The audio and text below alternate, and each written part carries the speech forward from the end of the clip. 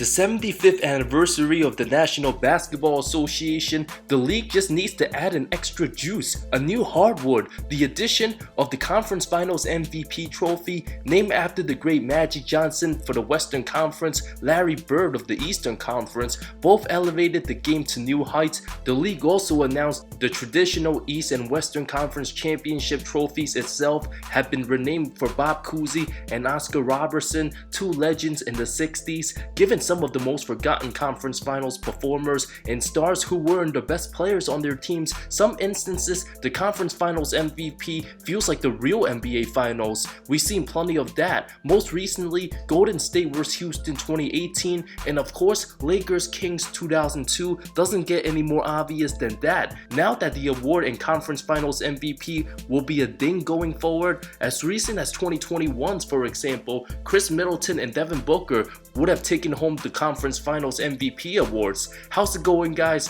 My name's Wilson. Let's take a look at non-Hall of Fame players, guys who didn't get enough credit for helping their team right before the actual NBA finals, players you didn't expect to have played their best in the conference finals despite having better stars on their team. Starting from the beginning of time, Max Solovsky, way back in 1952 for the New York Knicks, averaged 19.8 points, a 3-1 series win over Dolph Shave's Syracuse Nationals. His first and only All-Star appearance that season, Solovsky balled out. There were 4 Hall of Famers on his team. Max wasn't one of them. Harry Gilliton, 7-time All-Star Nate Clifton, Alfred McGuire, and Dick McGuire. Young Max played most of his professional career with no shot clock under legendary head coach Joe Lapchek. Will be remembered as the only former scoring champ to not make the Hall of Fame, being eligible. 4 first teams, 5 NBA finals with 3 different teams. The fact that Solovsky never won a ring makes him very forgotten and overshadowed by the likes of George Mikan and Joe Folks in the 50s era East Division Finals, which I will consider the conference finals due to the expansion of teams in the 71 season. The term divisional finals was then changed to the conference finals because it was the series before the championship. Solovsky deserves a mention on this list.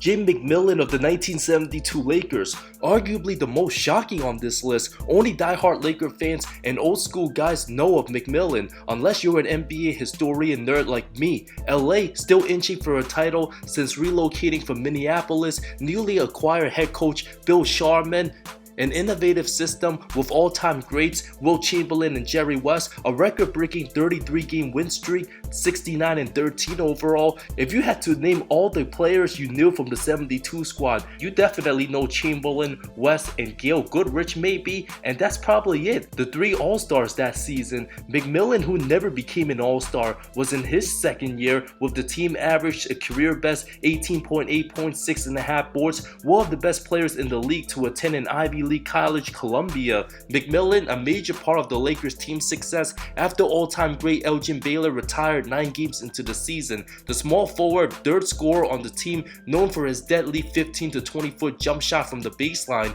playing against the powerhouse Jabbar's Bucks, 63 wins, no easy task. Jerry West shot horrendous that series at under 35%. Chamberlain dealt with a wrist injury. Combined with guarding the unstoppable Jabbar, McMillan averaged 22.7 points, nearly 50% from the field. Even Goodrich shot below 40%. Butterball played his best playoff series, a masterpiece game 2 with 42 points, 16 of 25 shooting, propelled LA to a 135-134 win. The Lakers were that close to possibly being down 0-2, followed up with a 27.8 rebound game 3 3-point win. LA's leading scorer in game 5 with 25. Still doesn't get the love compared to the better Laker greats, but McMillan would have clearly been the 72 Conference Finals MVP as a role player. Alvin Adams, 1976 Phoenix Suns, the 6'9" rookie, 4th pick in the draft, became one of the team's best players right away, averaged 19 and 9 regular season, almost 6 assists on a 42 and 40 team, 10 more wins than the previous season, in one of the biggest Cinderella runs to the finals, upsetting the heavy favorite regaining champion Warriors. Adams, the only Suns All-Star, the 21-year-old only rookie to ever average over 5 rebounds, 5 assists, over a steal, and more than a block after Golden State's 25-point blowout Game 1 win. Some believe it would be a clean sweep, but Adams' near triple-double got the Suns back in the series. A stat line of 19 points, 16 boards in Game 4 double OT win.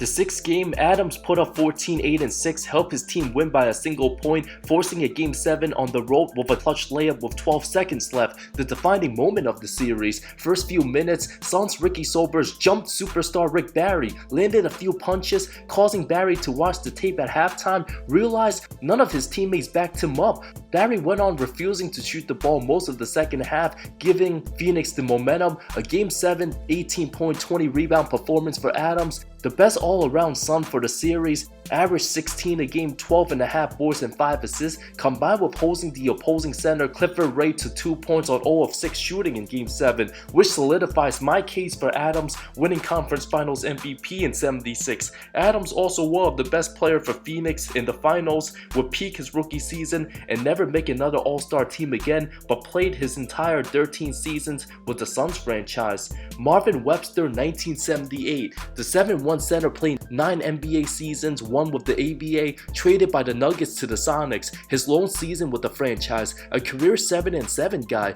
had his best year, a 14-13 guy on a 47-win team led by Guts Williams, Freddie Brown, Dennis Johnson, and Jack Sigma. No All-Stars, got past Jabbar's Lakers in a horrible Bill Walton first 2 rounds, a conference final showdown with his former team. The Nuggets had primed David Thompson. Webster, a 28-16 Game 1, Game 3, a 14-16 game with 3 blocks, Game 6 clincher, an 18-point, 13-rebound performance, a total team effort. The conference finals MVP had a case for Gus Williams or even Dennis Johnson, but it was Webster and his rebounding and amazing defense, averaged 4.5 blocks for the series, made me decide to go with Marvin the Magnificent. The Sonics ended up losing to the Bullets in the finals in 7, but the year after, Guts Williams of the 1979 Sonics against the Phoenix Suns, the leading scorer, averaged over 22 a game, 4 and 4, 2.5 steals, had 27 the first game, down 3-2 in the series, dropped 29 in Game 7, a collaborative team effort. Jack Sigma, the starting center, also sensational. Lonnie Sheldon, John Johnson, downtown Freddie Brown, old Paul Silas, overcoming Paul Westphal, Walter Davis, Truck Robinson, and an injured Alvin Williams. Guts balled out of his mind, had one of the most underrated blocks in conference finals history, rejecting Paul Westphal the final minute at just 6'2". Williams earned a nod as the Chevrolet player of the game.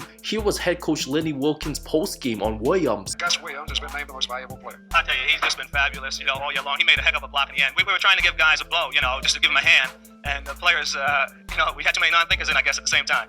Gus went on to average 28.6 points in the finals, but Dennis Johnson's all-around efforts took home finals MVP. Terry Porter, 1992 vs. Utah.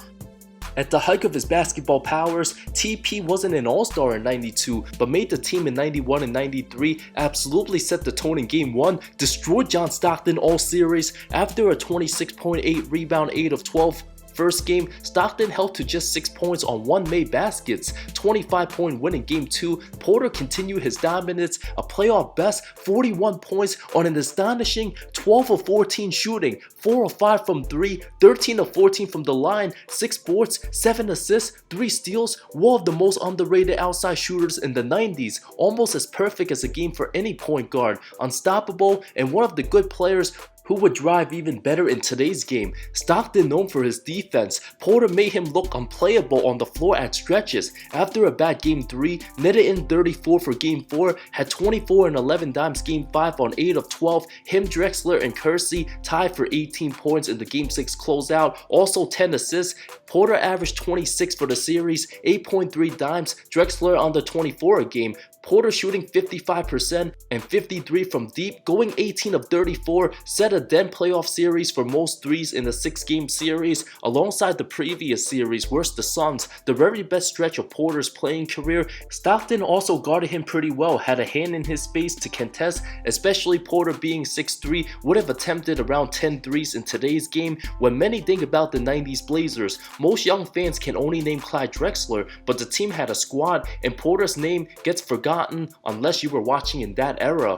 Marcus Camby, 1999 New York Knicks vs the Indiana Pacers. After Ewing played the first 2 games, his body broke down with an Achilles tendon. At the time, it was 1-1. A well-balanced team with offensive prowess. Allen Houston and Sprewell, both 19 and 18 point scorers, both shot under 42 and 39%. Larry Johnson's timely 4-point play game 3. Camby came off the bench, just his 3rd season.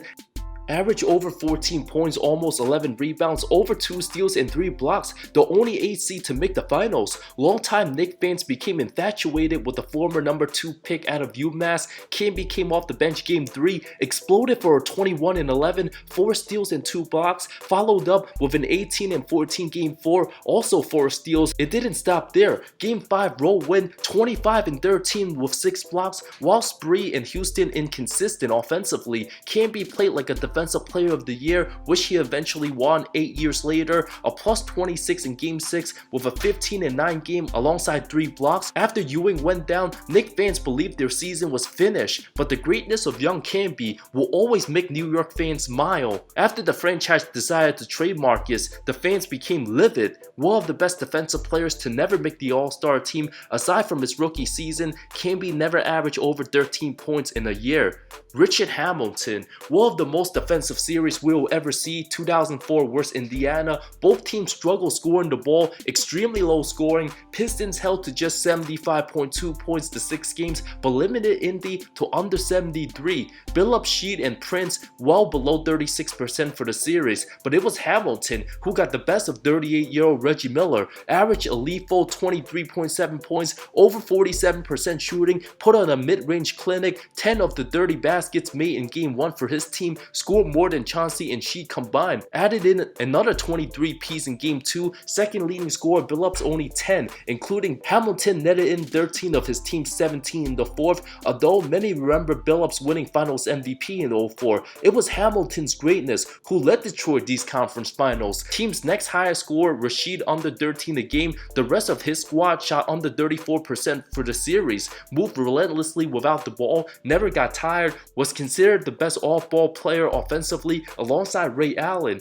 One can argue Hamilton was even better moving off-ball than the likes of Reggie Miller, Ray Allen, or Klay Thompson's, but just didn't have the range of those guys. If he was playing in today's NBA and worked on the 3-point shot, I'd take prime Rip Hamilton slightly over prime Chris Middleton. His best game of the series, dropped 33 in game 5, a plus 21. Artest, O'Neal, and Miller a combined 29 points. That's how locked in Detroit was defensively. Held the 61-win Pacers to just 65 points in Game 5, under 20 each of the 4 quarters. Hamilton a 21.5 with 5 Game 6 closeout. Start of the 4th, the score 50-46 Indy, but Rip drained a clutch jumper to make it 65-61 Pistons. A 4-point game back then was more like a 10-point game in today's NBA. And we're not done talking about Rip Hamilton's brilliance, cause the following year, 2005 vs Miami, superstar Wade and Shaq, very similar numbers, 26.7 points,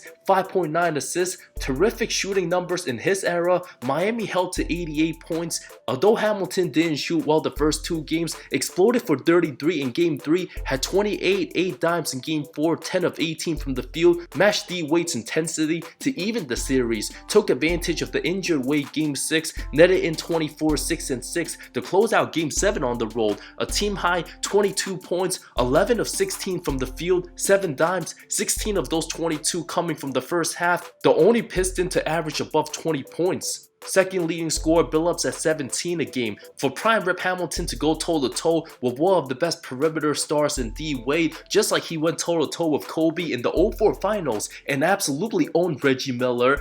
Who would have ever thought Richard Hamilton would have been a 2-time conference final MVP winner if the award existed back then? It's an absolute travesty. The 3-time All-Star doesn't get enough praise for being one of the most underrated players in the mid-2000s. Other non-Hall of Famers includes honorable mentions Phil Chenier, great player for the Bullets, averaged nearly as much as superstar Elvin Hayes to 75 conference finals. Although Hayes outplayed high MVP candidate Dave Cowens, set the tone the first 2 games, many Many would have went with Hayes, but the 3-time All-Star Chenier deserves to be in the conversation as MVP of the series, especially shooting better from the field. Norm Nixon, 1982 Showtime Lakers, one of the most balanced title teams we've seen. It could have been 5 different guys who could have won a Most Valuable Player award in any given series, whether it was Kareem, Magic, Jamal Wilkes, McAdoo, or Nixon. Against San Antonio, a team that didn't play much defense, the 26-year-old averaged the team high 26.3 points, 8 assists, over 54% shooting, a 30-point closeout Game 4. Although Nixon didn't make the Hall of Fame,